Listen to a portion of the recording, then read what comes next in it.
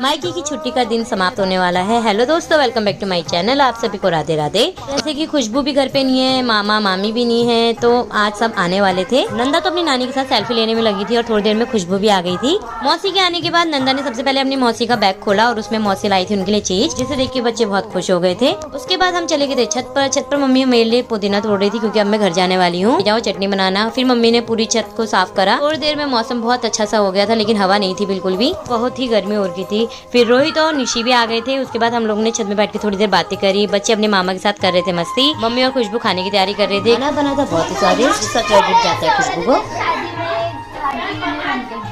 Obviously बनाया किसने? मैंने बनाया। मैंने तो सिखाया है इनको। नंदा अपनी मामी के साथ मस्ती करने में लगी थी। मामी से कह रही थी कि आप डांस करो, मैं आपको पैसे दूंगी।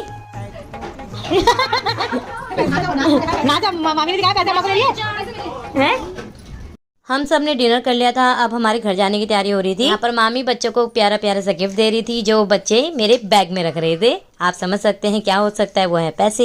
जाते जाते भी नंदा ने अपने मामा से खुशामद करा के ही छोड़ी कि आप मेरे को जूते पहनाओ। फिर मम्मी पूछ रही थी कि तू अब कब आएगी। मैंने कहा हरेली के टाइम पे आऊंगी। नंदा और पीहू का घर जाने को बिल्कुल भी मन नहीं था। यहाँ पे देखो मौसी से किस तरह लाड प्यार करने में लगी है। क्या करे, नानी के घर तो कुछ टाइम के लिए ही होता है। फिर उसके बाद हम लोग अपने घर के लिए निकल गए।